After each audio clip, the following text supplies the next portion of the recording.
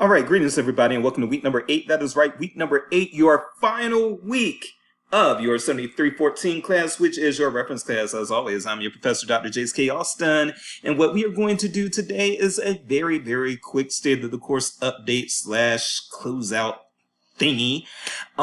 We'll basically just put, I guess, the period or the exclamation point or maybe the question mark on this course, but aside from that, allow you to go on and finish the rest of your semester-long project and then enjoy a few more weeks of the summer before it is time to start the fall semester. For those of you who will be graduating after taking this class, which shouldn't be any of you, but I think it is one of you, you shouldn't be ending the program with a required course. But it does happen sometimes. Anyway, if you are graduating after taking this course, then it was a pleasure having you here at CISL, and we wish you the best, and you always have a home at CISL. So if you need to reach out to your professors here after you are in a professional role, if you need a reference or anything like that, just contact us. If not me, then, my colleagues, Dr. Atkins, Dr. Bosler, etc., okay? So that's the first thing that I want to say. But the vast majority of you are indeed going to be around after this semester, and some of you, this is actually your first class that you're taking in the program. So for those of you who are taking this as your first class in the program, first of all, let me say congratulations for getting through this class. I don't anticipate, based on the grades thus far, I don't anticipate anybody failing. I hope that that doesn't change. So yes, congratulations on making it through this course, and I hope to see you in another course in the future. And then for those of you who this is not your first course in the program, but you are finishing this course and you're going to move on to some other courses this fall, again, glad to have had you. It was a pleasure this summer, and by all means, if you enjoyed me, then I would love to have you back in one of my other classes in the future. All right. Now that I have said that, let's talk a brief bit about state of the course. First of all, there really shouldn't be anything that is left for you all to do other than the semester-long project, because you were supposed to do your final discussion prompt on the 21st, which was yesterday. I'm recording this on the 22nd, so that was yesterday. And then also that's when you were supposed to turn in your LibGuide. If you have not done those things, you can still get late credit. If you do it in a certain amount of times, go ahead and do that. If you've already made arrangements with me, which some of you have, then that is totally fine too. But aside from that, that means that the only thing that you should have left is this semester-long project. Please get it graded by Friday. Please get it in by Friday, and do not ask for extensions with the semester-long project. You've had all semester to do it, or all summer to do it, and then also I have to get those things graded and your grades turned in by Tuesday afternoon, so I do not have time to grant extensions on the semester-long project, okay?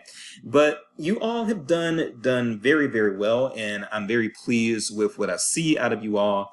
You're a very curious bunch, for one thing, so I don't think I've been asked as many questions in a course as I have with you all, at least since I've maybe my first or second semester here when I was getting my feet wet. But aside from that, I think I've gotten more questions from you all than I ever have from a group since I've had some experience, and there's nothing wrong with that. It just means that you all are plugged in and locked into the course content. It means that you're thinking, and it means that you are reading and you are asking appropriate questions when you are confused. So you're a very curious bunch, and curiosity actually does go a long way in the library field. So by all means, just keep up the curiosity. I don't think it can harm you, but there might be some times when you have to know when or when not to ask questions, depending on where you land. But all of that will come to you. Those are some of those natural things that you pick up. One of those, what they call soft skills. And aside from that, just if you have any questions, my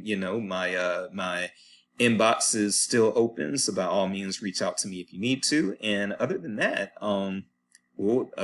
there's no more state of the course update. Oh, yes, I do need to say this. Okay, I'm sorry. I do want to reiterate, I mentioned this in the check-in video announcement last week, but I do want to reiterate. So what you're seeing in Canvas is not necessarily the grade that you're going to get, right? This is actually the, you may see a letter grade next to your Canvas grade. Like a letter grade next to your number grade in Canvas. that letter grade is not something that I go by. This grading scale is what I go by. So if you want an A in the course, you can't lose more than 6 points over the course of the semester. So a 94 will get you an A, 83 to 93 B, 71 to 82 C. Below a 70 or below is going to be an F, okay? So I do want you all to pay attention to the fact that you need to abide by this grading scale and not worry about the letter grade that is showing in Canvas, okay? So just be aware of that. But aside from that, I think that is the only other state of the course update that I need to offer. And so from here, I am going to offer some parting knowledge. Pause. All right, so the last little pieces of parting wisdom that I want to leave you all with is, well, first of all, let me backtrack a little bit and say that one of the drawbacks to the summer semester classes, in my opinion, is that I don't get to share as much information about like databases and resources as I do during the spring and fall semesters. I only record one check-in video per week, and so when I've got 15 weeks, I can talk about stuff for 15 weeks, and when I've got 8 weeks, I can talk about stuff for 8 weeks. And there are 7 things that I've talked about that I won't talk about with you all, but that I talk about in the spring and the fall, and that's just kind of how it works. But anyway, having said that, what I want to do is say that if you do see yourself as somebody who wants to actually work with the public, then there are 3 things that I recommend. And 2 of those things involve courses that you can take here at CISL. So one thing that I try to tell people, and they get nervous about this and they don't take the class, and I really, really wish they would, because if you're looking for a job, this is something that's going to enhance your skill set. But what I tell people time and time again is that there are hundreds of people graduating from LIS programs every single spring and every single fall. There's a lot of competition out there, and you've got to set yourself apart from the competition. And a lot of times the way you set yourself apart from the competition is to be willing to take either a health sciences / nursing librarian job or a business librarian job. And people hesitate because they don't have business backgrounds and they don't have business degrees, or they don't have health sciences backgrounds and they don't have health sciences degrees and all that stuff. And what I want to tell y'all is get that out of your heads. Most business librarians do not have a business degree or business background. And I am one of them. I used to be a business librarian for Coastal Carolina University down in Myrtle Beach, South Carolina. And I can tell you, before I took that class, before I took that role on, I had never had any business training. I had only worked in the for-profit sector as a news media reporter, at least as an adult. I had little teen jobs at like grocery stores and stuff like that. But as an adult, the only time I worked in the for-profit ventures was when I was working as a newspaper reporter, and the media was for-profit. But then that newspaper did not have any local competition, so it was still like business, but kind of like, media can be a different type of business, I would say, especially if you're working for a publication that is the only publication in town. So I did not have a business background, and most health sciences and nursing librarians do not have nursing degrees or health sciences degrees or anything like that, and that's still where they end up. And the reason I say that is because, yes, again, these are very specialized jobs that require a very specialized skill set. But if you can master the skill set for those types of jobs, you won't be hungry. You know what I'm saying? You will be able to get employment. And I know that that's what a lot of you are trying to do.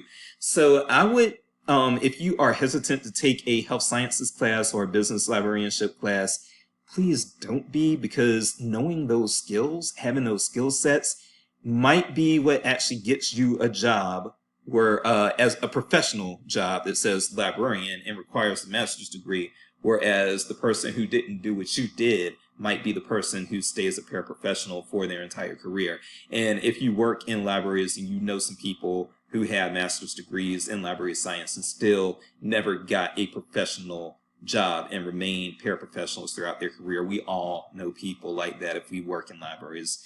And so I say that to say that, yes, set yourself apart, and we've got some classes that can help you with that, and I hope that you all will seriously consider taking such classes. The first that I wanted to mention is the Health and Medical information, the health and medical information and services in libraries class, which is basically health librarianship. Teaches you how to do health librarianship.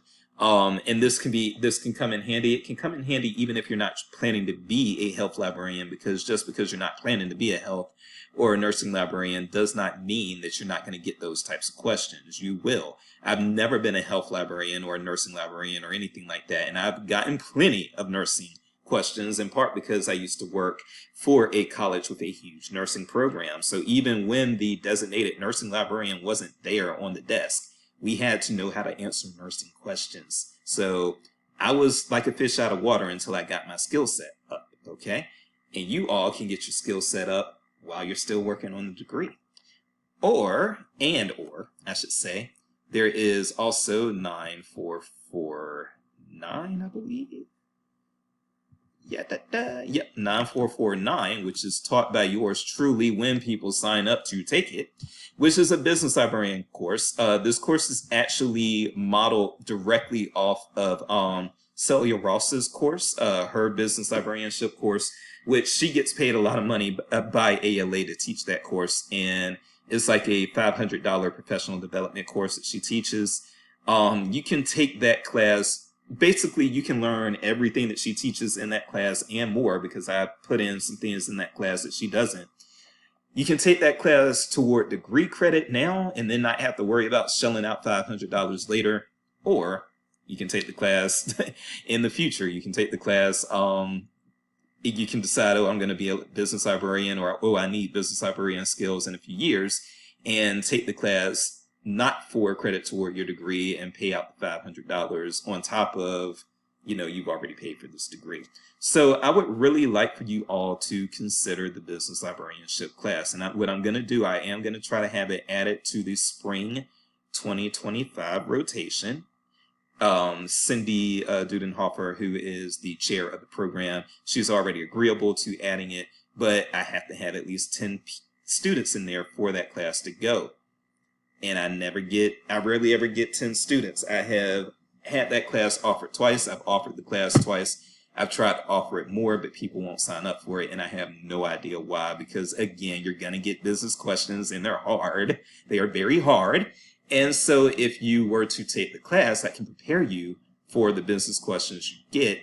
And it could even prepare you to be a business librarian. So what I would say is, please don't be a punk. Even if you're a little nervous, challenging yourself is something that will probably come in handy when you are a librarian, because librarians get posed with challenging things all the time, okay? And the last thing that I want to say is switching gears, but as far as skill sets are concerned, so I talked about health sciences librarians needing a unique skill set, and I talked about business librarians needing a unique skill set.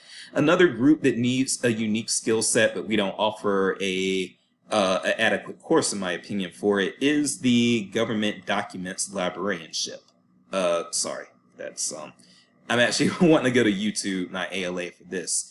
So there are a bunch of webinars on this page. This is a YouTube page. Help, I am an accidental government information librarian. 78 videos here, and these videos are basically videos that help you with your job functions and learning your job functions if you decide to become a government documents librarian. And again, just like business librarianship and health sciences librarianship, this is a very specialized skill set. You need to be able to operate databases in ways that don't work in unorthodox ways, I should say. So the databases with these particular foci, they do not have the same searchability that some of the databases in the social sciences and the hard sciences and things tend to have. And so you really need to have a unique skill set for this. And this, especially if you're bored and just looking for something to do, but want to enhance your skill set while you're bored, this is one way to do it. You can just Google, I'll try to remember to put the link in the announcement as well, but you can Google help. I'm an accidental government information librarian, and which is what I did here, as you can see, and it will bring you to this YouTube channel and also to an ALA page. And you can follow this YouTube channel, watch these videos, and learn a thing or two about how to be an effective government information librarian. And I'm going to tell you straight up, that's something that I struggle with the most, especially when I have to, when you have to use SUDOC numbers. During my career of professional practice, I maybe worked with SUDOC numbers maybe 10 times at the most over a 15-year career, basically, of being a practitioner. And so what I would say to that is, you know, when you only deal with SUDOC numbers 7 times in 15 years, yes, it's very hard to deal with SUDOC numbers when they actually do come up. So you may want to, again, check some of these videos out, enhance your skill set a little. And that's really what I want for all of you, is to enhance your skill sets, make yourselves more marketable, so that you're not, because I do have some students, I've got some students that, or former students that I had like in 2018 and 2019, and they're still not in professional librarian roles, but they didn't set themselves apart, and that's what you got to do. Okay, so those are the words that I'm going to leave you with. I am Dr. Jace. You have finished the race.